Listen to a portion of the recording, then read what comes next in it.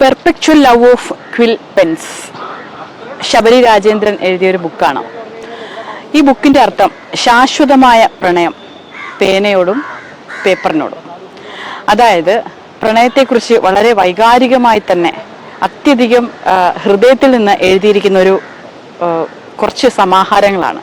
അതോടൊപ്പം കുറച്ച് കോട്സുകൾ എൻ്റെ കയ്യിലുണ്ട്. ഇത് എഴുതിയത് ആരാണെന്ന് ഇത് വായിച്ചുകൊണ്ടിരിക്കുമ്പോൾ തന്നെ എനിക്കൊന്ന് കാണണമെന്ന് തോന്നി. അങ്ങനെയാണ് ഞാൻ ഈ എഴുത്തുകാരിയെ തേടിയെത്തിയത്. ഇപ്പൊ എൻ്റെ കൂടെയുള്ളത് ശബരിയാണ്. ശബരി, ഈ perpetual love of quill pens എന്നതുകൊണ്ട് ശബരി എന്താണ് ഉദ്ദേശിക്കുന്നത്? ശരിക്കും ഈ ബുക്കിനകത്ത് കടലോളം കാര്യങ്ങളാണ്. അത്രത്തോളം നല്ല ഡെപ്തുള്ള കുറച്ച് വാക്കുകൾ, വരികളൊക്കെ തന്നെ കിട്ടി. എന്തായിരുന്നു ഈ ബുക്കിന്റെ പിന്നിലുള്ള, ഈ ബുക്ക് എഴുതാനുണ്ടായ സാഹചര്യം? ശരിക്കും ഈ പറഞ്ഞ മാതിരി എനിക്ക് പേഴ്സണലി പ്രണയം ഏറ്റവും അധികം വളരെ ഇൻറ്റൻസ് ആയിട്ട് തോന്നിയത് പേപ്പറിനോടും അതുപോലെ തന്നെ പേനയോടും തൂവലിനോടുമാണ്. അപ്പോൾ ഞാൻ ഒരു പർട്ടിക്കുലർ പോയിന്റ് ഓഫ് ടൈം കഴിഞ്ഞപ്പോഴത്തേക്കും ഞാൻ ചിന്തിച്ചു, എന്തായാലും ശരി, നമ്മൾ മനുഷ്യരെക്കാൾ കൂടുതൽ വളരെയധികം നമുക്ക് ഫ്രണ്ട്ലി ആയി തോന്നുന്നത് പേപ്പറും പേനയും തന്നെയാണെന്ന്. അപ്പോൾ അങ്ങനെ എൻ്റെ മനസ്സിൽ തോന്നിയ വളരെ ഫ്രണ്ട്ലി ആയിട്ട് നിൽക്കുന്ന ഒരു സുഹൃത്തിനോട് ഞാൻ പങ്കുവെച്ചൊരാശയമാണ് ഈ പുസ്തകം. ഈ സുഹൃത്ത് എന്ന് ഞാൻ ഉദ്ദേശിക്കുന്നത് ഈ പേപ്പറിനെ അതുപോലെ തന്നെ ഞാൻ ഉപയോഗിച്ചിട്ടുണ്ടായിരുന്ന എൻ്റെ തൂവൽ പേനയും തന്നെയാണ്. എന്തുകൊണ്ടാണ് അത്രത്തോളം ഇന്റിമസി പേപ്പറിനോടും പേനയോടും തോന്നുന്നത്? കാരണം നമ്മൾ മനുഷ്യരോട്, ഇപ്പോൾ ഒരാളോട്, ഇപ്പം ഞാൻ ചേച്ചിയോട് ഒരു കാര്യം ചോദിക്കുകയാണെങ്കിൽ അതിൽ ചേച്ചിയുടെ പോയിന്റ് ഓഫ് വ്യൂ ഉണ്ടാവും, അല്ലെങ്കിൽ അതിനെ ഡിഫെൻഡ് ചെയ്യാനോ അതിന് ആർഗ്യുമെന്റ്സിന് ഒത്തിരി പോയിന്റ്സ് ഉണ്ടാവും. പക്ഷെ എൻ്റെ ആശയം ഞാൻ പേപ്പറിനോടോ അല്ലെങ്കിൽ പേനയോട് ഞാൻ അതിൽ കുറിച്ചിടുക എന്നുണ്ടെങ്കിൽ അതിൽ തിരിച്ചൊരു ചോദ്യം എന്നിലേക്ക് ഉണ്ടാവില്ല. അതിപ്പോൾ ഞാൻ ചിലപ്പോൾ വിഷമിച്ചിരിക്കുന്ന സിറ്റുവേഷൻസ് ആവാം, മേ ബി ഞാൻ വളരെയധികം സന്തോഷിച്ചിരിക്കുന്ന സിറ്റുവേഷൻസ് ആവാം. അപ്പോൾ ആ ഒരു മൊമെന്റിനെ ഹാപ്പി ആക്കുക എന്നുള്ളതായിരുന്നു എൻ്റെ ലക്ഷ്യം. സോ അതുകൊണ്ട് തന്നെയാണ് ഞാനൊരു ബുക്ക് രൂപേണ ആക്കിയിട്ടുണ്ടായിരുന്നത്. പ്രണയത്തിലായിരുന്നു അല്ലേ? തീർച്ചയായും പ്രണയത്തിലായിരുന്നു, ഇപ്പോഴും പ്രണയത്തിലാണ്.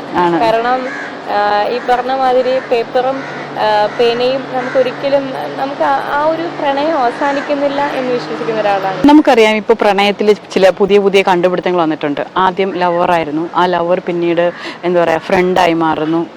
സാധാരണ ഫ്രണ്ട്സിൽ നിന്ന് ലവറായിട്ട് മാറുന്നേക്കും. ചില സമയങ്ങളിൽ, ചില ഘട്ടങ്ങളിൽ ലവറായിരുന്നവർ പിരിയുമ്പോൾ പിന്നീട് അതൊരു ഫ്രണ്ടായിട്ട് മാറുന്നു. ഇതിനിടയ്ക്ക് ഇപ്പോൾ പുതിയൊരു ഫ്രേസ് വന്നിട്ടുണ്ട്, ബെസ്റ്റി. ഇതിനോടൊക്കെ എന്താണ് പറയാനുള്ളത്?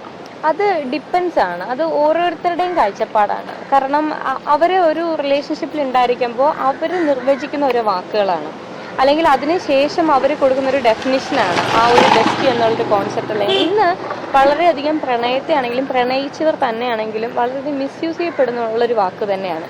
പേഴ്സണലി എൻ്റെ പോയിന്റ് ഓഫ് വ്യൂവിൽ പറഞ്ഞു കഴിഞ്ഞാൽ, രണ്ടുപേര് റിലേഷൻഷിപ്പായി അവർ പരസ്പരം പ്രണയിക്കുന്ന സമയത്ത് ഉണ്ടാവുന്ന നിമിഷങ്ങളും ബാക്കിയുള്ള കാര്യങ്ങൾ വളരെയധികം ചൂഷണം ചെയ്യപ്പെടുന്നുണ്ട്. കാരണം ഈ ഒരു ബെസ്റ്റ് എന്നുള്ളൊരു വാക്ക് കൊണ്ടിട്ട് പിന്നെ അതിനുശേഷം അവർ പരസ്പരം പിരിഞ്ഞു പോയി മറ്റൊരു വിവാഹം കഴിച്ചതിന് ശേഷം അതെൻ്റെ ഫ്രണ്ടായിരുന്നു എന്ന് പറയുന്നു. അപ്പോൾ ഈ ഒരു വാക്കിനോട് അത് അവരുടെ തീരുമാനവും കാഴ്ചപ്പാടാണ്. ഞാൻ അതിനോട് പേഴ്സണലി യോജിക്കുന്നില്ല. എനിക്ക് എന്നോട് താല്പര്യമില്ല. ഓക്കെ. അപ്പോൾ നമ്മുടെ ഈ ഒരു ബുക്കിൽ ഇത്രത്തോളം എന്താ പറയുക, ഇത്രയും ഡെപ്ത്, അതായത് ഓരോ ലവിൻ്റെ ഓരോ പല തലങ്ങളിലൂടെ ഇതിനകത്ത് സഞ്ചരിച്ചിട്ടുണ്ട്. അപ്പോൾ അത്രത്തോളം ഒരു ഡെപ്ത് വരാനുണ്ടായ ഒരു കാരണങ്ങൾ എന്തൊക്കെയാണ്? കാരണം നമ്മുടെ ചുറ്റുപാട് തന്നെയാണ്, നമ്മുടെ സമൂഹം തന്നെയാണ്. ഈ പറഞ്ഞതുപോലെ ഒരു പ്രത്യേക സാഹചര്യത്താൽ എനിക്ക് തന്നെ മനസ്സിലായിട്ടുണ്ട്, മനുഷ്യർ തമ്മിൽ പരസ്പരം എപ്പോഴെങ്കിലും ആത്മാർത്ഥമായി സ്നേഹിക്കുന്നുണ്ടോ എന്ന് തോന്നിപ്പോയൊരു നിമിഷം ഉണ്ടായിരുന്നു. അത് നമ്മുടെ ചുറ്റുപാടിലുള്ള കാര്യങ്ങളാണെങ്കിലും ബാക്കിയുള്ള നമ്മുടെ ഓരോ ജീവിതത്തിലെ ഓരോ അവസ്ഥകളും നമ്മൾ നിരീക്ഷിക്കുമ്പോൾ നമുക്ക് മനസ്സിലാവും.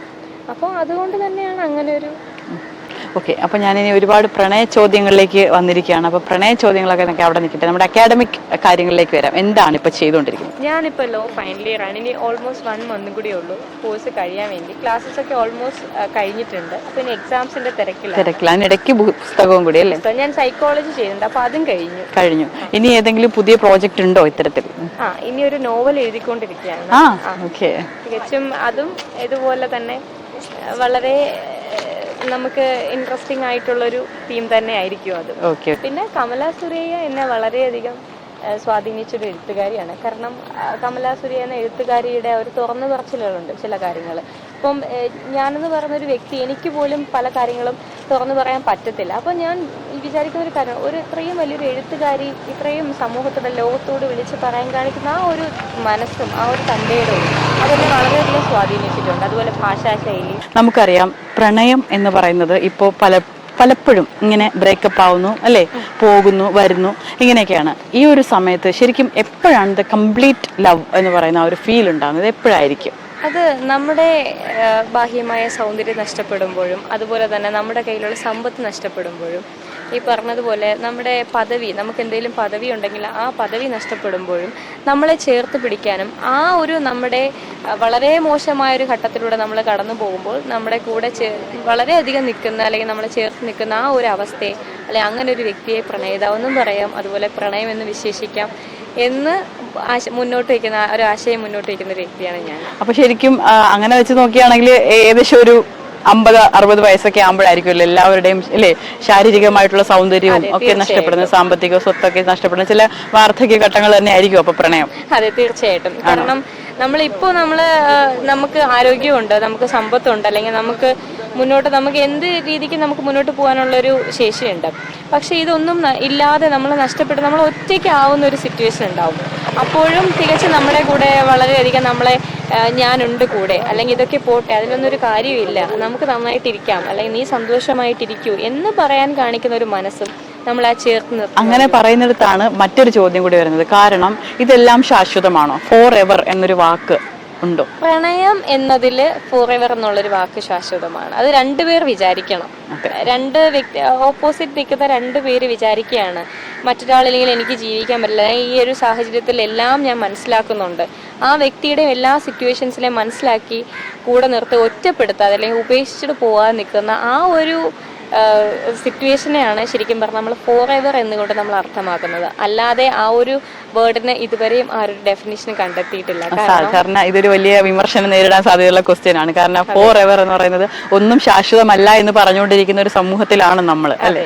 അപ്പോ അതിന് തിരിച്ച് നേരെ എഗെയിൻസ്റ്റ് ആയിട്ടാണ് നമ്മുടെ ശബരി പറഞ്ഞിരിക്കുന്നത് അല്ലേ. അത് എൻ്റെ ഒരു കാഴ്ചപ്പാടില് നമ്മളിപ്പം ഈ പറഞ്ഞതുപോലെ നമ്മൾ രണ്ടുപേര് പ്രണയത്തിലാകുമ്പോൾ നമ്മൾ വിചാരിക്കുന്നിടത്താണ് കാര്യങ്ങൾ നിൽക്കുന്നത്. അല്ലാണ്ട് മറ്റൊരാളെ കാണുമ്പോൾ ആ ഒരു സ്നേഹം തേടിപ്പോവുക അല്ലെങ്കിൽ ആ ഒരു വ്യക്തിയിൽ കുറ്റവും കുറവും കണ്ടെത്തി ആ വ്യക്തി ഉപേക്ഷിച്ചിട്ട് പോകുമ്പോൾ അതൊരു ഫോർ എവർ എന്നുള്ളൊരു വാക്കിന് ഒരു എൻഡിങ് അവിടെ ഒരു എൻഡിങ് ഉണ്ടാവും. പക്ഷേ ആ ഒരു എൻഡിങ് ഉണ്ടാവണ്ട എന്നുണ്ടെങ്കിൽ രണ്ടുപേരുടെയും കുറ്റവും കുറവും ഒക്കെ മനസ്സിലാക്കി എല്ലാ സിറ്റുവേഷൻസിനെ മനസ്സിലാക്കി കൂടെ നിർത്തുക എന്നുള്ള ഒരു സാഹചര്യം വരുമ്പോൾ ഈ ഒരു വേർഡിന് മീനിങ് ഉണ്ട്. ഓക്കെ, ആ ഫോർ എവർ തന്നെയാണ് ശരിക്കും perpetual love of quill pens എന്ന് പറയുന്നത് കേട്ടോ. അപ്പൊ ഏതായാലും ഒത്തിരി സന്തോഷം, ഒരുപാട് സന്തോഷം കണ്ടുമുട്ടാനും പരിചയപ്പെടാനും കഴിഞ്ഞതിൽ. വേറൊന്നുമല്ല, ഈ ഒരു എഴുത്ത് അല്ലെങ്കിൽ ഈ ഒരു പ്രണയത്തിന് വേണ്ടിയിട്ട് ഇത്രയും ശക്തമായ രീതിയിൽ ഈ ഒരു കവിത എഴുതിയിരിക്കുന്നു. ഏതായാലും ഇതിന്റെ ഒരു കോപ്പി നിങ്ങൾ എല്ലാവരും തന്നെ വാങ്ങിക്കുക. സെയിലുണ്ടല്ലോ അല്ലേ? ഓക്കെ, ഇപ്പൊ സെയിൽ നടക്കുന്നുണ്ട്. അപ്പൊ ഇതിന്റെ ഒരു കോപ്പി നിങ്ങൾ എല്ലാവരും വായിക്കുക. നിങ്ങളുടെ ഉള്ളിലുള്ള എഴുത്തുകളെ, നിങ്ങളുടെ ഉള്ളിലുള്ള കാമനകളെ ഒക്കെ തന്നെ അത്രമേൽ ടച്ച് ചെയ്ത് തന്നെ എഴുതിയിരിക്കുന്ന ഒരു നോവലല്ല, ക്ഷമിക്കണം, ഇത് ഒരു കവിതാ സമാഹാരം. ഒപ്പം തന്നെ ഇതിന്റെ കൂടെ കുറച്ച് നല്ല കോട്സുകളുമുണ്ട്. ഈ കോട്സുകളൊക്കെ തന്നെ നമ്മുടെ ലൈഫിൽ ഓരോ ദിവസവും ഓപ്പണിംഗ് ആവുമ്പോൾ ഉണ്ടാകുന്ന നല്ല മെസ്സേജുകൾ തരുന്ന വളരെ പോസിറ്റീവായിട്ടുള്ള നല്ല കോട്സുകളുള്ള ഒരു ബുക്ക് കൂടിയാണ്. ഏതായാലും ഞാൻ ഈ ഒരു ബുക്ക് എടുക്കുന്നു. അപ്പോൾ ഒരുപാട് സന്തോഷം, ഒരുപാട് ആശംസകൾ. Thank you so much. Thank you.